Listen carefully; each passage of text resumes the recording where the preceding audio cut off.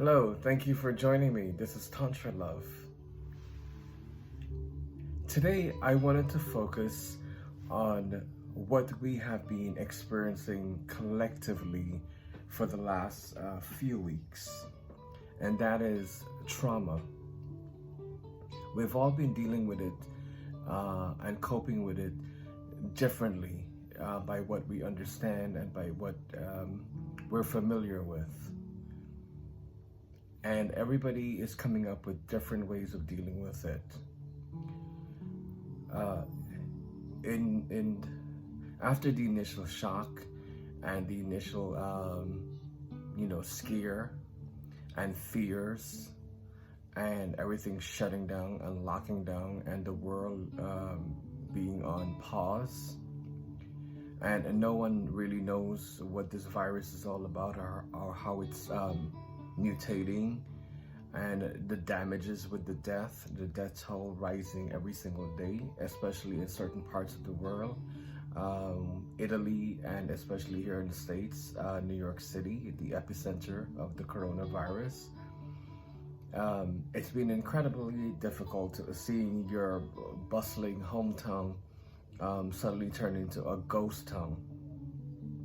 So you can imagine the difficulty, the stress level, being locked up in your home. It's just incredible, and not everyone knows how to deal with something like this. So how do you deal with something like this? How do you function? How do you go from your whole life just being on pause?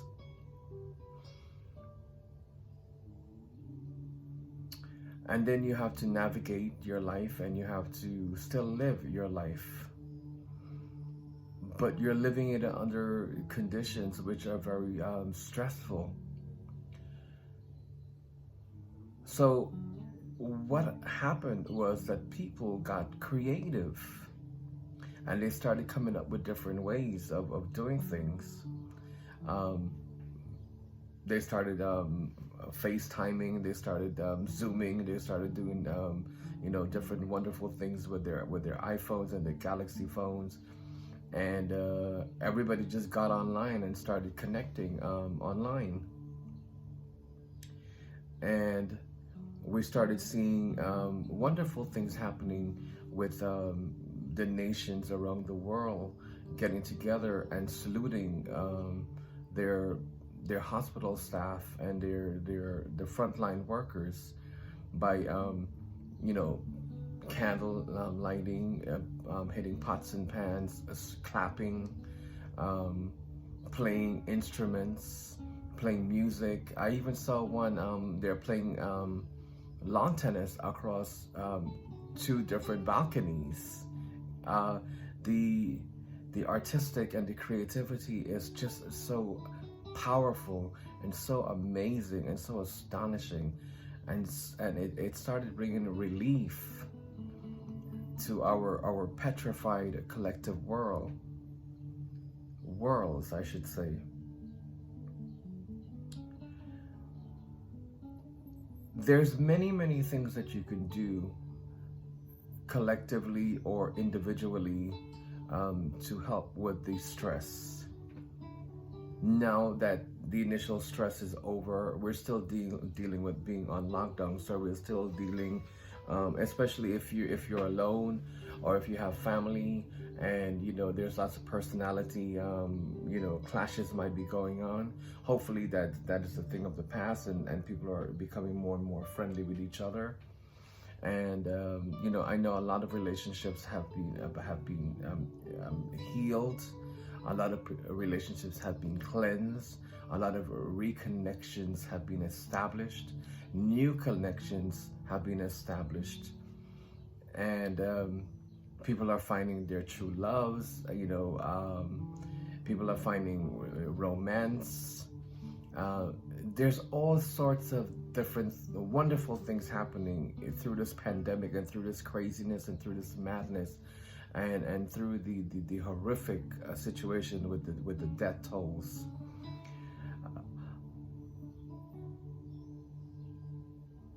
However, even in times of crisis, the human spirit have a way of showing its resiliency, and it's so wonderful to see it happening. And everybody has formed a human chain around the world, and everybody's connecting more, and everybody's like more together now, which is wonderful, amazing. It's one of the good things that came out of this tsunami that just collectively swept us away with it. I wanted to talk to you about, some of the takeaways that, the collective traumas that we have experienced. And some people are not able to deal with it because they might be their loved ones are dying from the virus, or they know someone who is sick, or just living inside of let's say New York City, where it's now a ghost town, and everybody is just like life is just suddenly like on lockdown, pause. Listen to some music, good music, read a good book, watch interesting television shows. You can do yoga. You can try cold showers, the Wim Hof method. You can try dancing. Whatever brings joy to you, and whatever keeps you motivated, and whatever keeps you in a routine, keep doing it. The uncertainty is we don't know how long this will last. We don't, they're saying 18 to 22 months. Right now, New York and certain other parts of the country is on lockdown until May 15th, one day at a time. So this is a good time to review yourself, to reevaluate yourself, to have clarity with yourself. It's the most amazing time that we're having right now. And however you want to frame the pandemic, whether you're on the side of it's a hoax, it's control of people, of controlling our fears, controlling, us through our fears. However you want to frame it, or however you want to classify it, it's here, it's real, and it's happening. How you deal with it is another story. So find ways of dealing with it. For me, it was incredible. It was incredible. I've never experienced anything like this before in my life, and I've experienced quite a few blows in my life. But this is more psychological, and we have three brains. We have the limbic brain, we have the cortex, and we have the critter brain. We have three brains. Now, the critter brain, which is the stem, the brain stem, which is at the base of your neck, from your spinal cord, and then it attaches to your skull, your brain. Well, that functions for your blood pressure. It measures, your pulse, and it's also a response in case there's any type of danger happening, and we refer to it as flight and fright. So in this case, the brainstem is being oversaturated, and because of that, people don't know how to deal with it. So they get easily frightened, and their blood pressure is raising, and they're panicking. So what you need to do is talk yourself out of it, and you need to, like I said, do yoga, do meditation, find ways of alleviating the stress, of soothing yourself, a bubble bath, a good conversation, a good laugh. If you're at home with family and loved ones, open up that photo album and start going through memory, down memory lane, and narrating a story of your family history. If you're alone at home, start finding some type of project that you have always wanted to do, and start doing it now. And keep a routine. Maintain some sort of semblance of a routine. I know it's difficult. I know it's it's not easy, because every day is a Groundhog Day, and every day is the same. And for some people, they're in no man's land. No money, little food. So one of the things that I learned during my time, over 25 odd years ago, in my quest to become more self-aware, and with Tantra, I learned about fasting. I learned about meditating. I learned about deep breathing, and I learned about silencing myself, like not having conversations, just being quiet and listening to myself, listening to, like shutting down the brain, quieting it down, the monkey brain that's always there, me, me, me, me, me. And those are the 4 things that I learned. So fasting, intermittent fasting, which is good. Meditation, 5, 10, 15, 20 minutes, half an hour, however long that you could do it for. Breathing exercises, and just not saying anything for a period of time, just being quiet, turn off the TV, turn off the phone, and just be in your own serenity, in your own peace. And hopefully this will help. This will assist you while we're going through this right now. And the other incredible thing that's happening, I believe, and I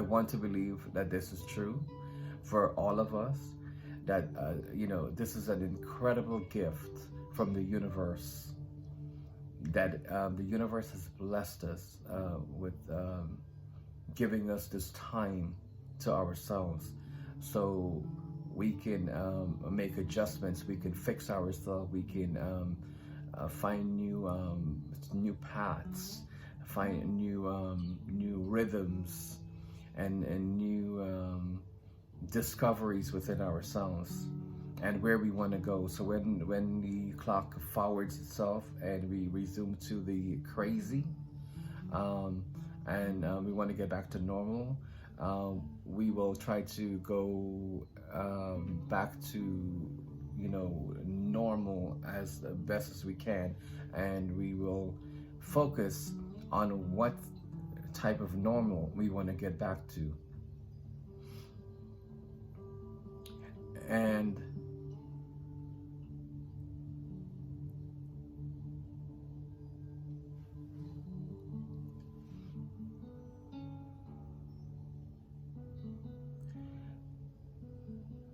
And lastly, just do a lot of writing, do a lot of journaling, because after this is over, this particular feeling or feelings or emotions that you're going through, you will not experience it again for a very, very long time. So write it down and journal it and own it and feel it. Don't intellectualize it. Feel it from your heart. And the mind and the heart have a connection, so focus on that. Have the synchronicity of the mind and the heart, and come back to it later and reference it. And lastly,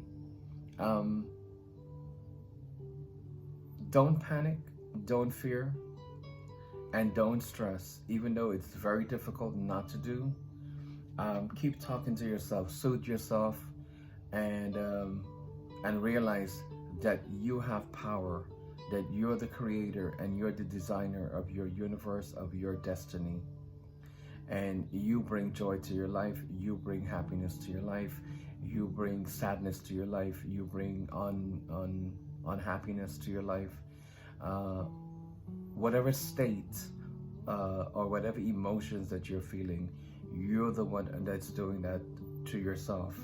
See, the world is a stimuli, is a stimulant, and you're reacting to that stimulant or stimuli.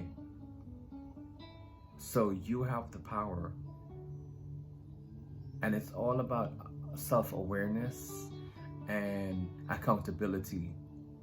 And it's a one day at a time.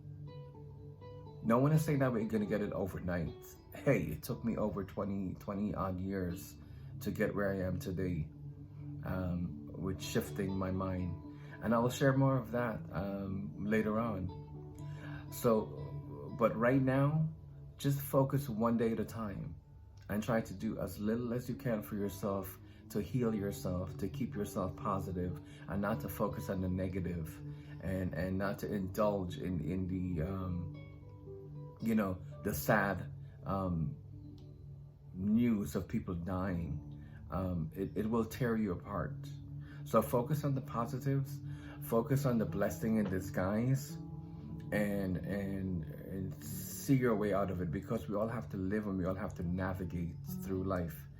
But it's how you live and how you navigate through life that will bring you success, or it will debilitate you. And allow your fears to motivate you this time, and not to allow it to debilitate you. So with that, I'm going to end here, and I thank you so much for joining me. My name is J.R.Anthony for Tantra Love. Take care. Until next time.